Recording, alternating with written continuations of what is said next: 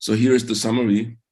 At the beginning, the talk will have three parts. The first one, very classically, we start with the empirical science.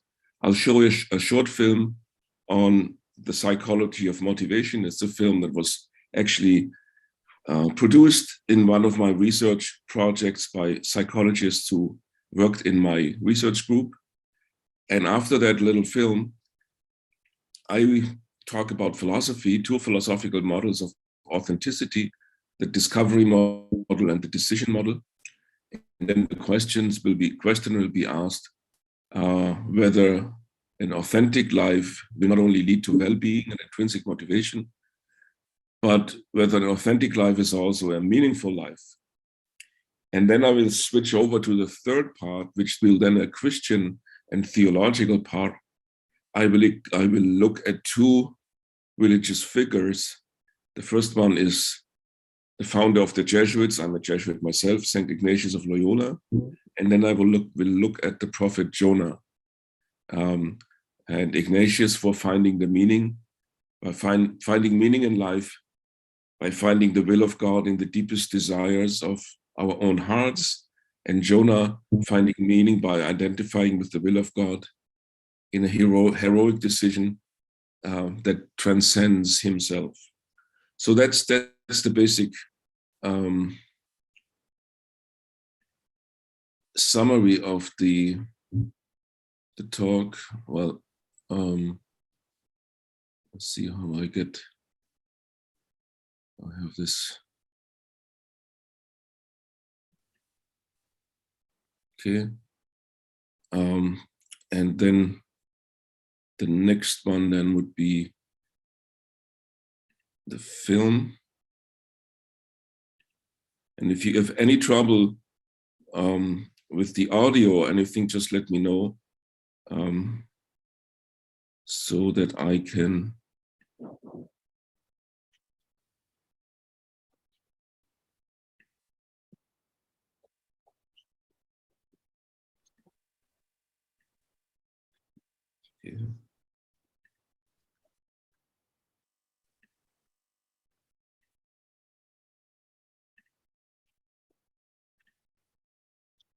Let's assume you've kissed a frog and he grants you one wish to cure one of the ails of mankind. Which one would you choose? Hunger? Illness? War? Of course, the problem is, if you choose hunger, there will still be illness, and if you choose illness, there will still be war. If I had a wish, I would choose to cure demotivation. With a magic tool that allows us to motivate people whenever we need, we could motivate everyone to solve the most pressing problems of mankind, and we'd always have the maximum energy for it. But of course, there is no frog, no magic to cure demotivation. But there is a new model that helps us better understand the reasons for demotivation, because it's much easier to find a cure if we know exactly why we're sometimes demotivated. The new model is pretty straightforward and easy to apply. Let me ask you some questions to demonstrate. What do you personally associate with the term head? You might answer mouth, ears and eyes, but most people also associate head with rational thinking, reason, what we find important. So then, what do you associate with the term heart? Heart is generally associated with emotions, feelings, sometimes intuition. In our research at the Technical University of Munich, head is related to our goals and our so-called cognitive preferences, what we find important. Heart is related to the unconscious, to our deeper motives as the source of our so-called affective preferences, what we really like.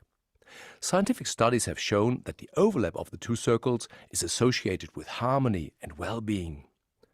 So what happens when the two circles don't overlap, when either head or heart are left out?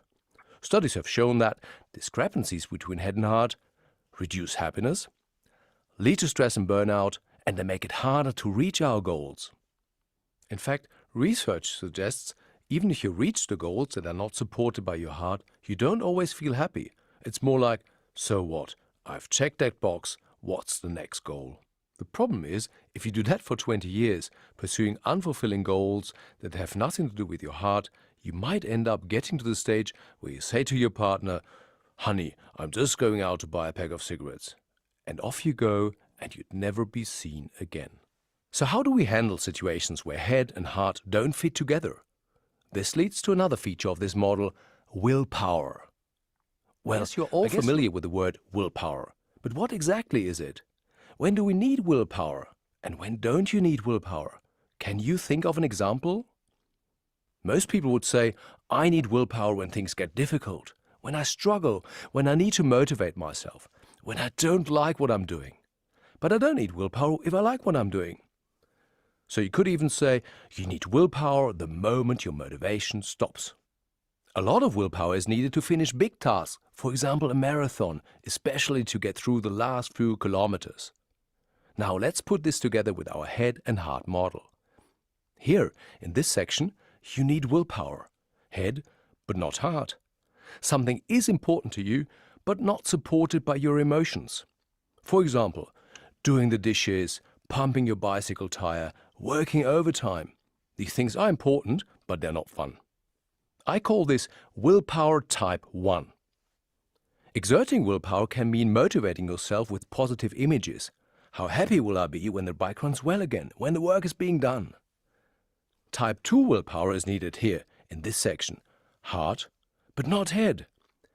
The activity has your emotional support, but is not aligned with your cognitive preferences. We may experience this as a temptation. You would love to do something that is not good for you. Examples are excessive internet surfing, smoking cigarettes, cheating on your partner. These are tempting situations for some of us, and we need willpower to deal with them. For instance, by imagining that you don't get your job done on time because you wasted it on the internet, or that your partner found out about your infidelity. Here, in the overlap section, we don't need willpower because there is no internal conflict. Now, is willpower like some sort of miraculous tool? The magic that helps us overcome all sorts of internal conflict? If this was the case, we could basically ignore discrepancies between head and heart and just use the sheer force of our willpower. Well, unfortunately, this is not the case. Research has shown willpower can be ineffective. Think of how difficult it is to stick to a diet or to stop smoking. Willpower is strenuous. It is not pleasurable to not eat a tempting chocolate cake. Willpower is a resource, just like money, that can be depleted. Other researchers have introduced the metaphor of willpower as a muscle. The idea being that, just like a muscle that is sore after training, your willpower can be used up. So, discrepancies between head and heart can use up our willpower. But what if there is a fit between head and heart? What can we expect here, in the overlapping section between the two circles? The overlap says that what we find important is also what we like. In other words, our cognitive and affective preferences are aligned. Indeed, this is the sector of our intrinsic motivation. I guess most of you are familiar with the concept of intrinsic motivation. We are intrinsically motivated when we do something for the sake of doing it, because we like it. In our figure, extrinsic motivation is this sector, head but not heart. We find something important because we expect some reward, but it's not fun to do it. As stated before, we need willpower whenever we are extrinsically motivated. So what is here in this sector? Heart, but not head. Here we like something, so it has a potential for intrinsic motivation. But since it is not aligned with our goals, we try to suppress it. So this is what we need to know about head and heart. But then there is a third component of our motivation, which can also be pretty important and shouldn't be neglected. Imagine the following scene. A guy is playing tennis. He seems highly motivated, so head and heart is not an issue here, but he keeps missing the ball. He likes what he does, he finds it important, but he still misses the ball. What would you say this tennis player is lacking? Exactly, he is lacking skills, abilities. So we need to add a third circle to the model. We call it hand, to be consistent. Hand is also a metaphor with a broader meaning: skills, abilities, experiences, action-related knowledge. Head, heart and hand. This is actually quite an old triad. It goes back to Johann Heinrich Pestalozzi, a famous Swiss educator from the early 19th century. But of course, the comprehensive model is new. I call it the 3C model of motivation, the 3 components of motivation. The 3C model suggests that ideally all 3 components should be fulfilled. What can we expect if this is the case? What is the optimal motivation? Csikszentmihalyi, a Hungarian researcher who works in the States, studied people with high motivation. Tango dancers, chess players, surgeons. He asked these people, how do you feel when performing this activity? And he received pretty much the same answers from all. I am fully concentrated on my task. There is no self-monitoring. The time flies. I'm in full control over the activity. Csikszentmihalyi called this experience flow. And he suggested that flow is the secret to happiness.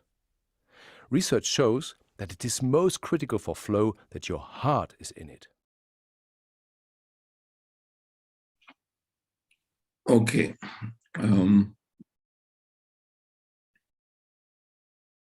That's the first half of that video, but we won't need any more. That's, so to speak, the empirical basis. And I switch back to my presentation. And again, please let me know if something goes wrong, if you cannot. Things are fine so far. See it. Okay, we had the summary. Yep. And now, so there are 2 models of the human soul.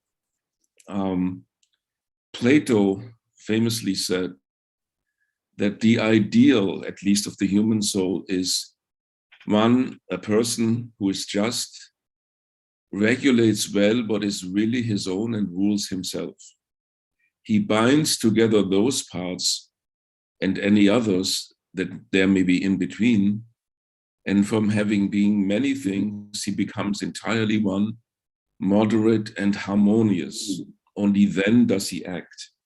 That's basically the idea we just saw in the video. And Hume says, and it's a different model, nothing is more usual in philosophy, or he observes this, nothing is more usual in philosophy than to talk of the combat of passion and reason, and then to give the preference to reason and to assert that men are only so far virtuous as they conform themselves to the dictates of reason, that should be. And if any other motive or principle challenged this direction of his conduct, he ought to oppose it. So here the assumption is that to make progress in the development of my in this model, which Hume describes here, to have really self-control, I have to be with willpower, as we had in the movie, be able to control all my appetites and desires and be reason governed. What we just saw in the video is that in modern psychology, we basically assume that there are 2 systems of information processing in the human brain. One is intuitive, the other one is analytical. One is automatic, the other one is deliberative.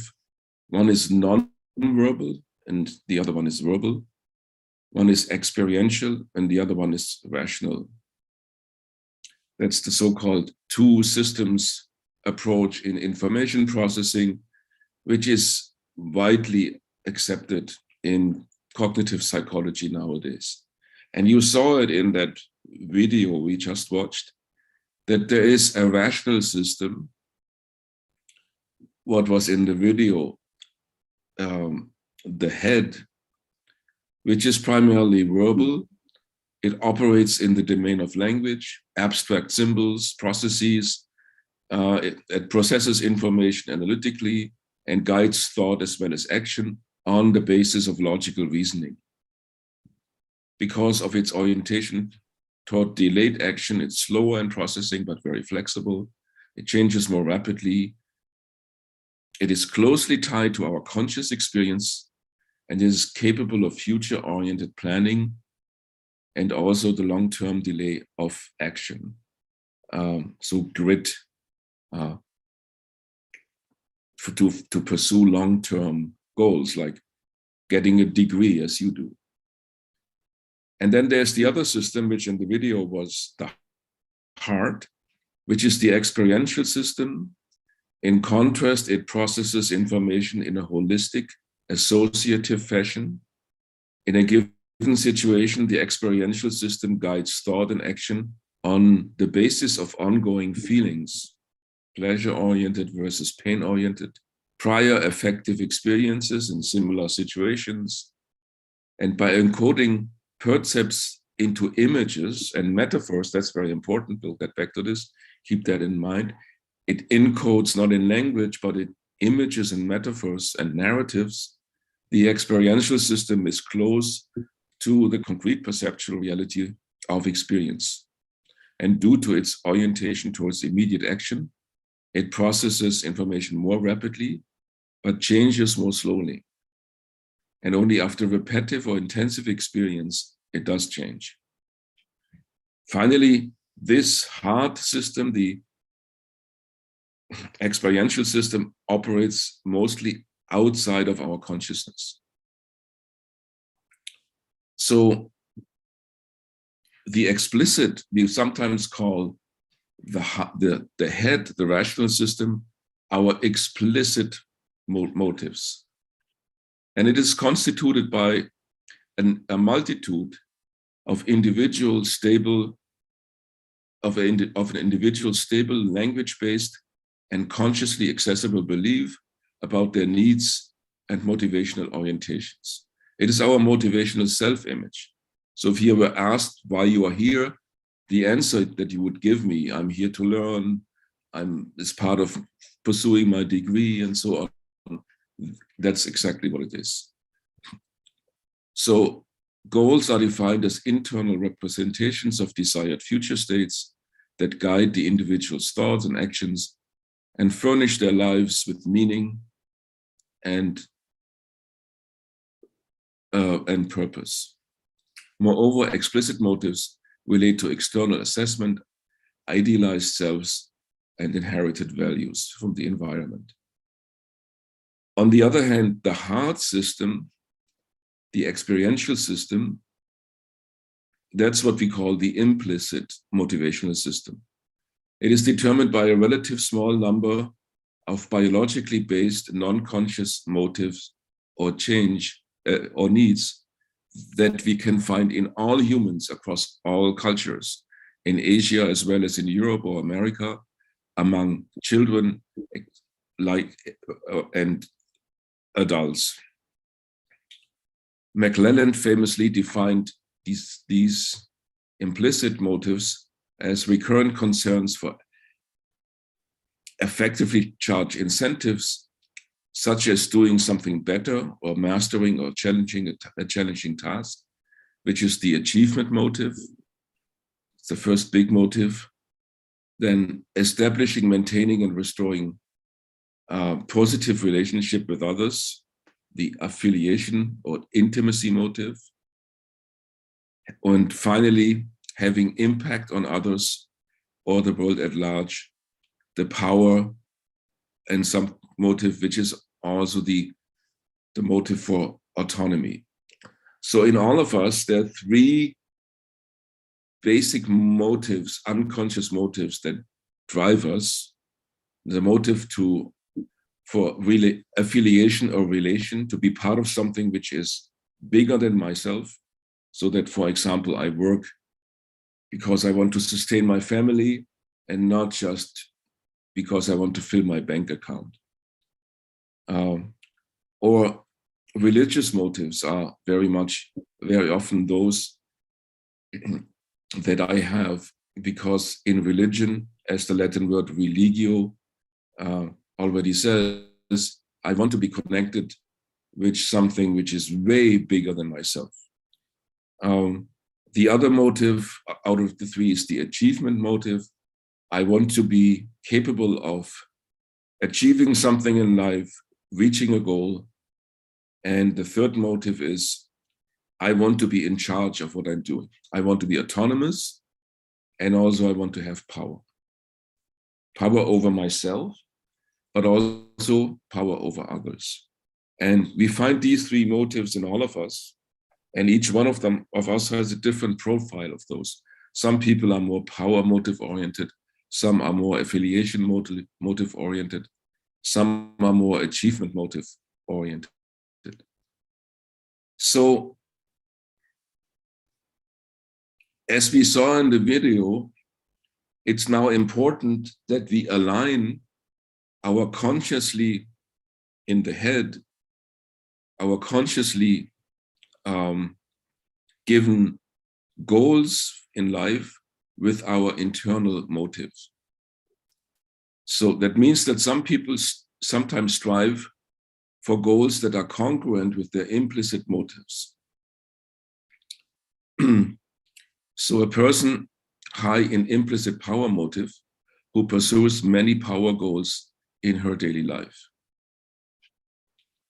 While at other times they are committed to goals that are incongruent with respect to their implicit motive disposition.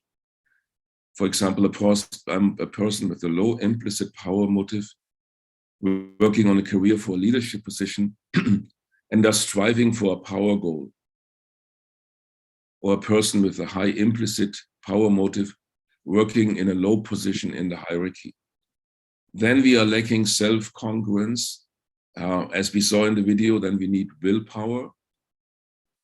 But this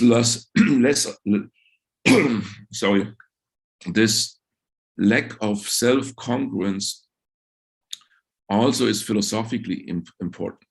And now I'm leaving the realm of empirical science, empirical psychology, and I switch over to my second part and talk a little bit about philosophy before then in the third part give a religious application.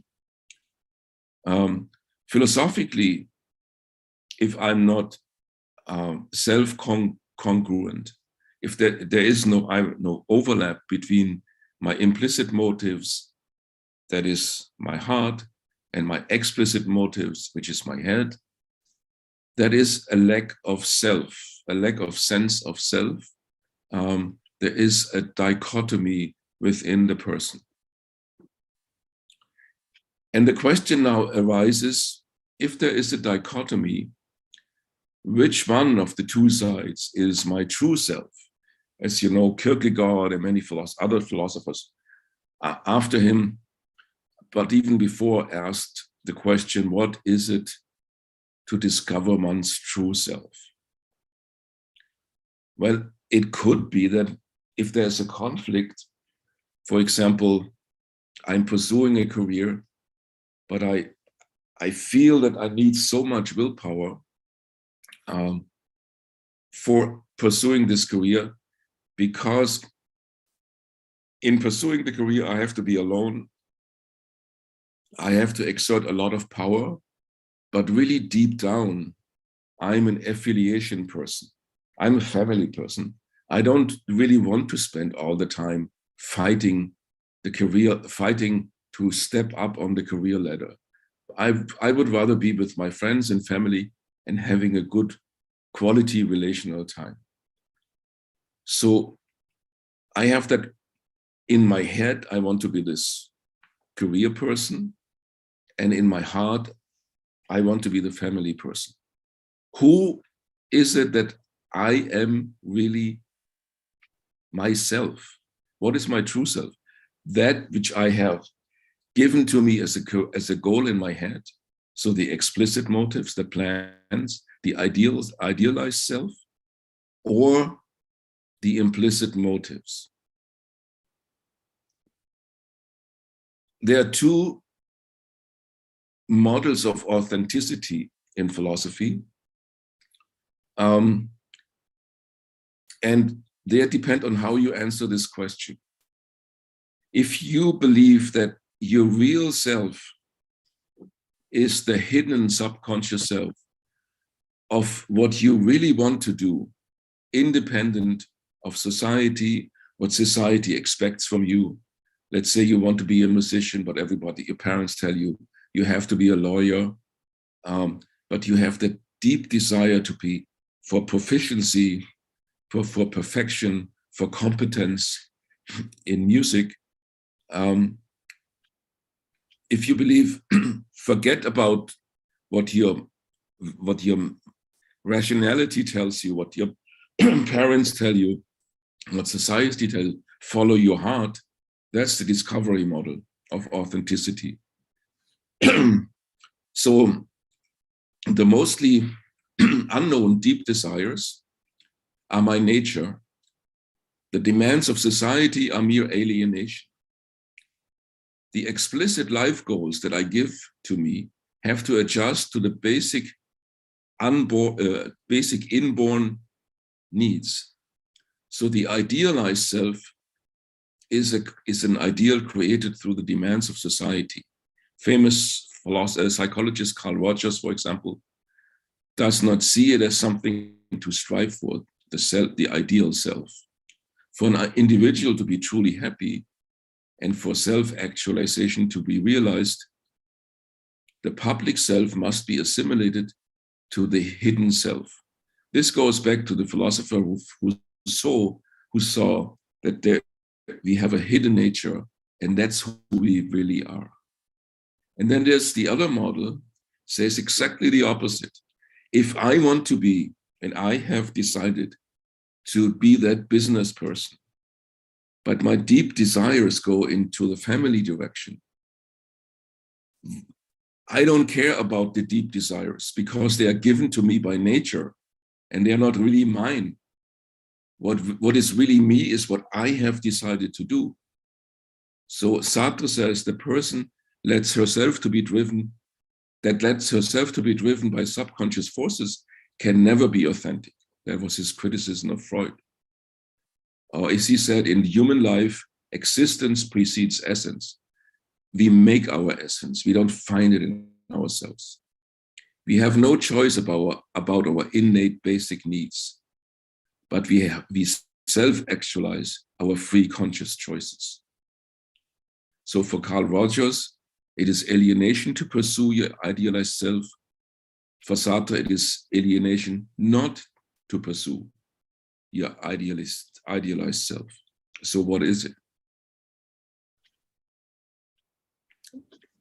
The decision model of authenticity, that's the Sartre model, seems to be like a combat model of the human person.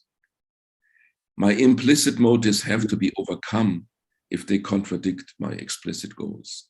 Because in consciousness, I set myself and everything else has to be fought in so that nature aligns to my self-creation. The discovery model will allow for more internal harmony. It's the discovery model of authenticity will allow for more internal harmony to live in accordance with one's deepest desires. But maybe we need both. Maybe sometimes we can detect in us an inner desire that will lead us to a meaningful life. Should be L-I-F-E. Sometimes we have to act against our deepest desires. And that now leads me to the religious application. And that's also an example, gives more flesh and concreteness to the more abstract things I have just said about empirical science, psychology, and then a little bit of philosophy of authenticity. And now, in our context, I'll apply this to two religious figures, Ignatius of Loyola on the left-hand side, and the prophet Jonah on the right-hand side. Ignatius of Loyola spent a month in bed after recovering from a leg wound. He was a very successful military man, a knight, and then he was wounded and could no longer pursue his military career and was bedridden for months. He asked for some exciting novels to read, but there were only 2 books in the castle, a book about the life of Christ and one about the saints. Ignatius read them begrudgingly at first. And then he would find himself daydreaming.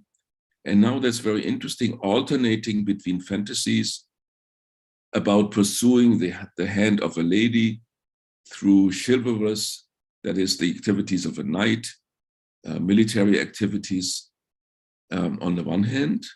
So he would imagine himself as being this very famous and good knight fighting with the sword and impressing the ladies.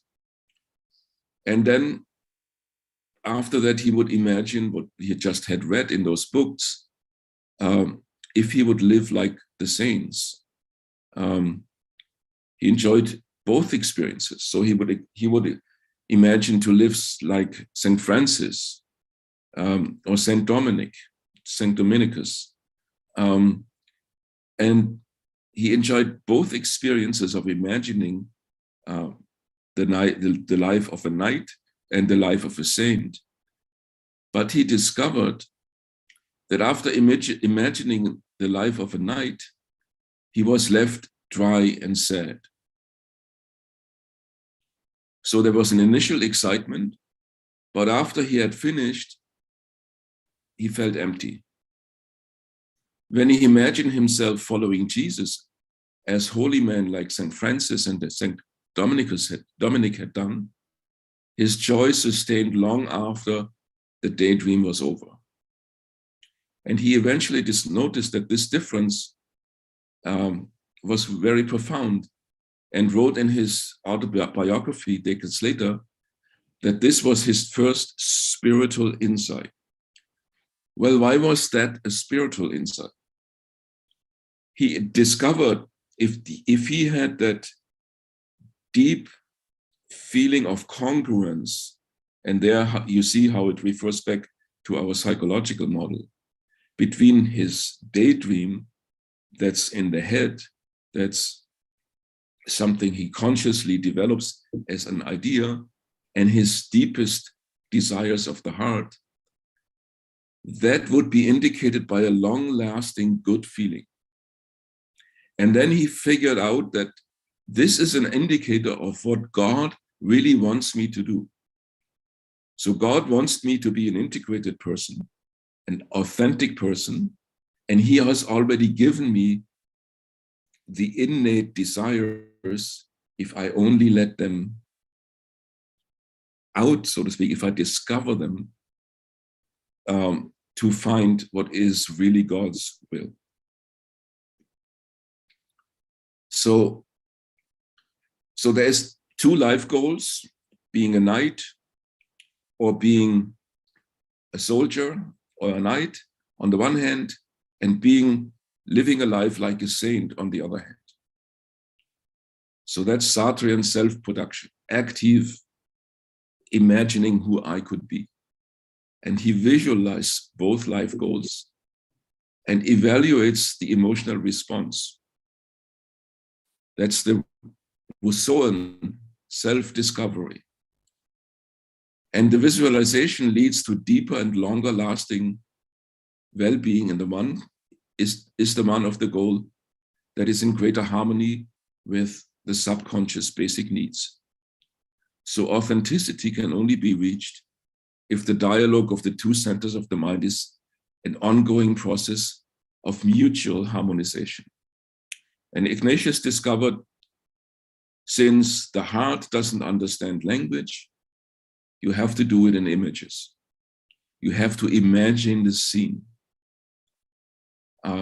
And that gives you access to your subconscious. And God talks to you via the subconscious. That was his spiritual insight, very influential in the history of Christian spirituality. So the method of finding harmony between one's deepest desires and one's life goals was for Ignatius a way to find meaning in life. He believed that God spoke to him through his emotions and deepest desires. Ultimately, he lived a successful and meaningful life. He was the founder of the Jesuits, as I said, and even became a saint himself. What he imagined became reality because he tapped into his deepest motives. Here's a painting by Rubens, actually, of Ignatius, the miracles of Ignatius, seeing how successful he became later in life and influential after he had found what he really cared about, to express it in more modern terms, of more modern philosophical terms. But is it always like this? Many people hardly ever reach a harmonious inner balance. For many people, it is very typical that they feel torn. And can they live a meaningful life? In the Bible, we encounter several figures who experience inner conflict. I just picked one of them, Jonah. And he's always tormented and dissatisfied in the whole story. If you don't know the story, I will repeat it quickly in the next slide. Well, he obviously lived a meaningful life. He was a very successful prophet. He just entered the town of Nineveh once, and he spoke only 5 words, and the whole city repented and began to live a less sinful life, a better Christian or a better religious life. So the painting here is a famous one by Dali, The Enigma of My Desire. Not harmonious. Just to remind you of the story, you will all have heard of it. God sent Jonah to Nineveh and asked Nineveh to repent. So the city was full of sinners, and Jonah was sent there and asked the city to repent. But he didn't want to do it. He had no motivation to do it. So there was inner conflict. So Jonah tried to escape from God. By ship, he tried to escape from God famously, and the ship encountered a terrible storm. And Jonah knew that God had caused the storm. So he asked the sailors to throw him into the sea so as they wouldn't have to die because of his conflict with God. So they did, but Jonah did not drown because God sent a whale to swallow Jonah. And then Jonah was not only in the ocean, but in the stomach of a monster. So this is like the deepest fall that is possible, the most horrible place. And this life of inner conflict had led Jonah not to happiness and self-congruence, but into a very terrible, tormented situation, full of fear.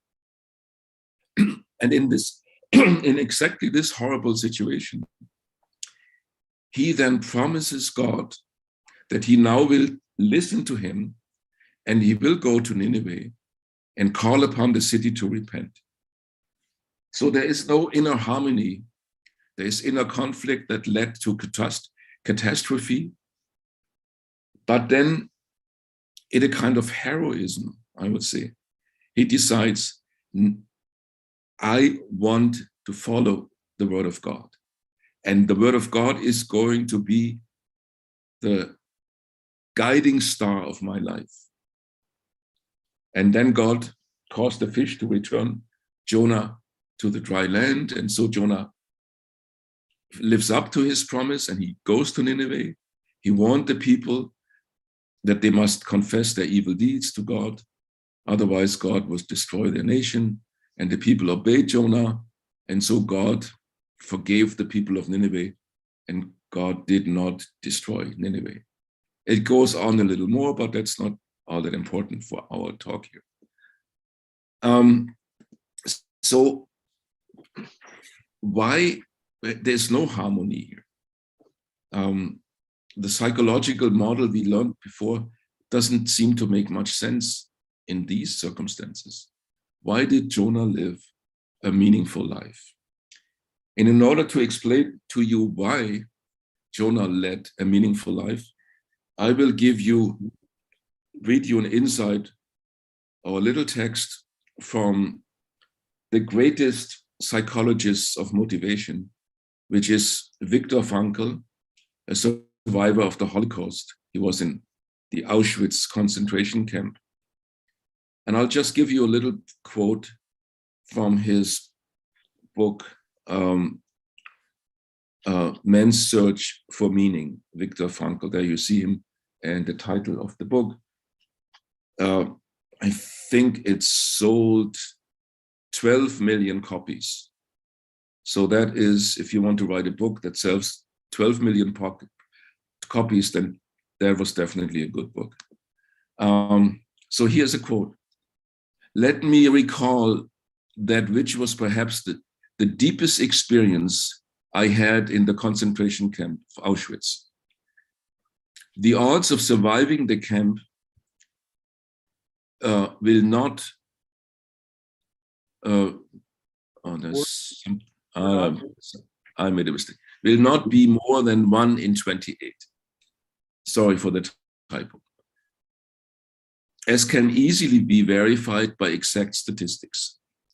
It did not even seem possible, let alone probable, that the manuscript of my first book, which I had hidden in my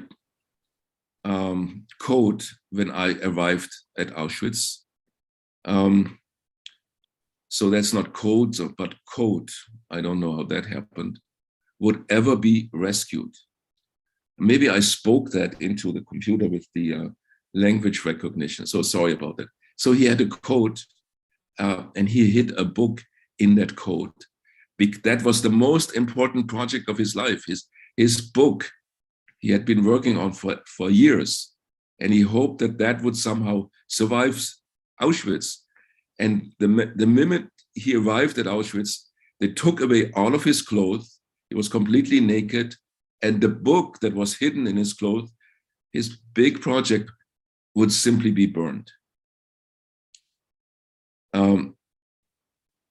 So he lost his mental child. And now, he says, it seemed as if nothing and no one would survive me, neither a physical nor a mental child of my own, because he would die in the concentration camp and the book was being burned. So I found myself confronted with the question whether under such circumstances, my life was ultimately void of any meaning. Not yet did I notice that the answer to this question, with which I was wrestling so passionately, was already in store for me. And that soon thereafter, this answer would be given to me.